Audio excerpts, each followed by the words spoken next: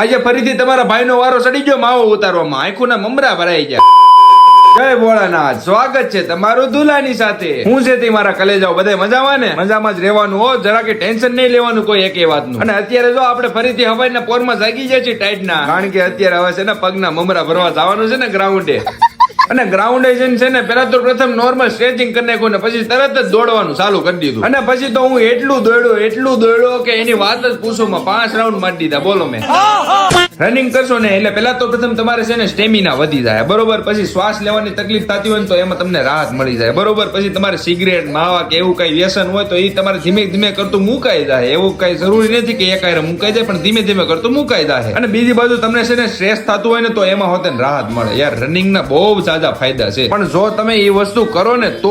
બાકી હું તો બોલી દઉં, મારે હું અપનાવું ન અપનાવું એ તમારી ઉપર છે ને ભાઈ. અને પછી જેવું જ આપણું રનિંગ પતી ગયું એટલે હારો થોડીક પગની કસરત કરી નાખીને હારો નોર્મલ સ્ટ્રેચિંગ હોતે કરી નાખી. એક મિનિટ ઉભા તો રહ્યો યાર, મને ફોલો તો કરતા જાવ, કલે જાવ. અને હવે મિત્રો કસરત પતાવીને ફરીથી ગાડી કાઢીને આવી જાય સીધા ઘરે ને ઘરેથી સીધા વાડીએ. અને ભાઈ સાહેબ અત્યારના પોરમાં કઈ ટાયર્ડ હોય યાર, મીઠી મજા આવી જાય. જોવો યાર અત્યારના પોરમાં કેવું મસ્ત લોકેશન થયું છે. અને હવે અત્યારે મારે ગાયને દોવાની હતી, મારે નહીં એટલે મમ્મીને દોવાની હતી, એટલે મમ્મી એનું દોવાનું કામ કરી દીધું હતું. ચાલો એટલે આ જો હજી એક વસ્તુ પૂછવાની છે, આ વાસળી નવી એવી છે, એનું કાંક નામ રાખવાનું છે. હાલો જરા કોમેન્ટ કરી નાખો બધાય ઝડપથી. હો હારા નામ લખો, હાલો એમાંથી એકાદું રાખી દેવું. હા રહ્યો જો હવાઈના પોરમાં આવી ગયો છે આપણો કલેજો પાસે. કે હું છે દુલાભાઈ મજામાં? મેં કીધું હો મજા જ હોય ને તારા ભાઈ ને. પછી કે દુલાભાઈ હમણાંથી ટાયર્ડ બહુ પડે છે ને? મેં કીધું હા હાચી વાત છે. મેં કીધું મને ખબર છે તારે દૂધ પીવું છે, શાંતિથી બેઠો રે હમણાં આપું.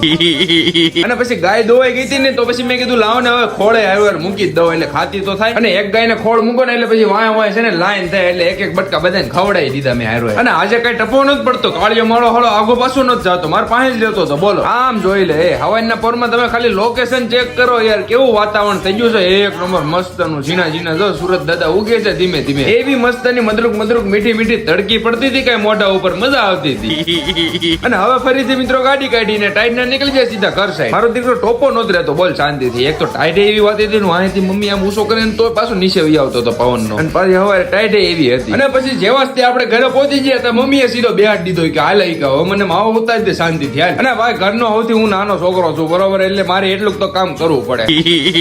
ફાઇનલી મિત્રો માવો ઉતારતા આજનો દિવસ હવે પૂરો. ફરી મળીશું કાલે નવી મોજ મસ્તી સાથે. વિડીયો ગમ્યો તો લાઈક કરો, ફોલો કરો અને શેર કરો. અને બધા હવાનું ધ્યાન રાખજો. રામ રામ.